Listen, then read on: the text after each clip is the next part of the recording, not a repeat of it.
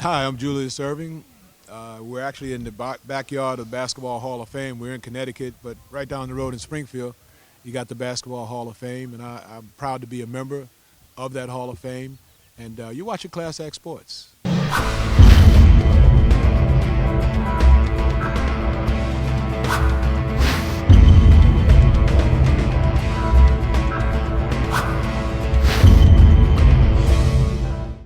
Class Act Sports is here with 16-time NBA All-Star, Hall of Fame legend, Dr. J. Julius Erving. Julius, it's a true pleasure here for Class Act Sports, Victor and myself, to be sitting next to you, a living legend. Well, it's been so many years since you played, and there's a lot of Long players, time, a long brother, time, long time. and there's been a lot of players that come and gone from the NBA. But you're still one of the greatest players ever to play the game. Well, I think legacy is something that you have to have a body of work that you know you work to preserve. You got to do something. You got to do something special, something different. So, I came on the scene. I played in the ABA for 5 years. I played in the NBA for 11 years with one team, the 76ers, and there were my 16 years. So I think in the 16 years, statistically, I played in 6 championship series. I played in 9 conference final series. We won 3 championships, 2 in the ABA, 1 in the NBA. I was an All-Star every year, and I'm a Hall of Famer. So there's a body of work there that really just represents 16 years of my 61.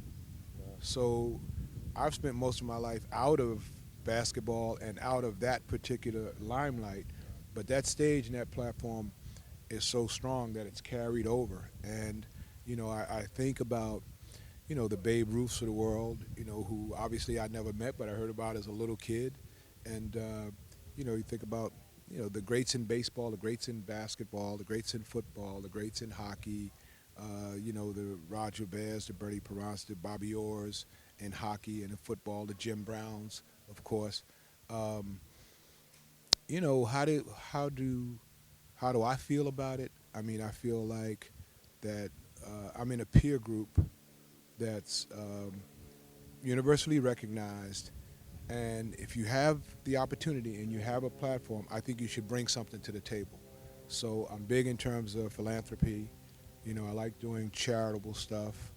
In terms of business opportunities and business acumen, I like being an inspiration to others in terms of having made the transition from sports to full-time business person, having helped to build a significant company in the Philadelphia Coca-Cola bottling company with Bill Cosby and with Bruce Llewellyn. And I think the best is still yet to come. I mean, it might be ironic, but I'm looking for tomorrow. I'm looking for the next thing that's around the corner that is going to be significant in terms of social redeeming value and personal satisfaction. And I'm involved with a umbilical cord blood retrieval and storage company to use for transfusions. And the transfusion of umbilical cord blood, deals with about 80 or more systemic diseases. They're not identified as such, and this company and involvement with this company might be the most important thing that I do with my life and with the hand that I've been dealt. We don't know. Um, Basketball has been big, and I guess I'm always, because I got a pretty catchy nickname, going to be seen and recognized as the doctor, as Dr. J, or what have you. But honestly speaking, I think the best is yet to come. I'm looking forward to that. Absolutely. Speaking of the doctor, the doc, I mean, I don't know how you stay so humble. 30,000 career points, over 10,000 career rebounds, one of the best to play the game, as we mentioned, a living legend. Where did that nickname, the doctor, come from? I mean, I heard it was from a friend in high school. What's the story behind that? That is the story. I have a buddy. His name's Leon Saunders, and he lives in Atlanta. And I started calling him the professor, and he started calling me the doctor. So it was just between us. We were buddies. We had our nicknames, and we would roll with the nicknames. Lo and behold, we graduated from high school together. We both go to UMass, and we separated for many years because he went over to Africa and did some stuff, and I went my way. But now he's my golf buddy in Atlanta, and I love him. He's just like a little brother to me, even though there's only months between us. But he's the professor, and he's the first one to call me the doctor, and that's where it came from. That's from the horse's mouth. Before we let you go, I mean, it is a lot of years again since you played. What do you see is the biggest difference from when you played the game and the game the way it is today? Possession is good. Even if you just possess the ball, you know, a bad shot is probably better than a stupid turnover. Right. And turnovers will kill you. Not fundamentally doing some of the things that are fundamental to the game.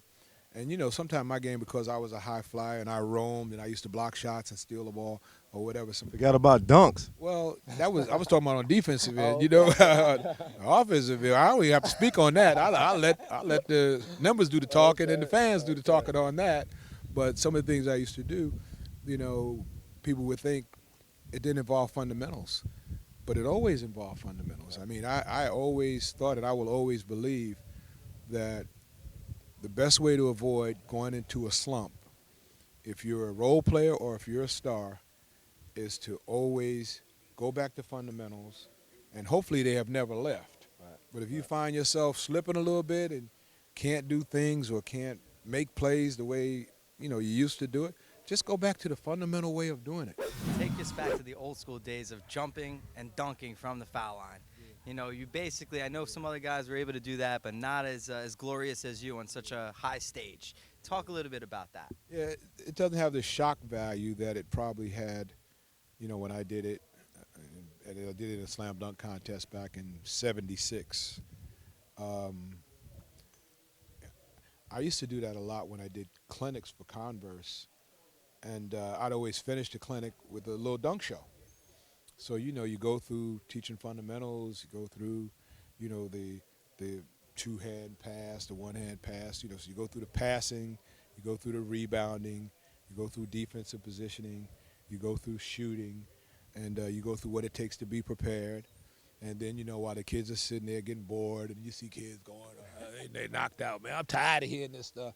And I say, okay, now we got a treat for you. And I'd give them a dunk show. Okay. So I'd give them, you know, the cradle, and I'd give them two hands backwards, give them dunks from out of bounds. And I always wrap up my dunk shows with a run-in from half court and get to the foul line and soar, throw it down, head right to the locker room. You know, I never, because they be saying, do it again. They be making all those noise. I'm in the locker room. It's over, man. That's like the show. That was the show closer. And had a lot of fun with it too, particularly when I was 25. Can you still dunk today? I can dunk a basketball, and amazingly enough, I have a 12-year-old son who's playing a lot now, and a 9-year-old son. So I went in the gym with him. I slipped on my sneaks and all that, and lo and behold, man, I had Dr. J's on actually. They had the evolved version of the Chuck Taylor, and I did dunk a basketball recently. So at 61, I guess the answer should be yes. Well, you heard it here at Class Act Sports. We're here at Six Sports inaugural golf tournament hosted by the doctor himself, Dr. Julius Erving. We thank you for joining us here, man. We look forward to doing many things with you in the future. Okay, I look forward to it too.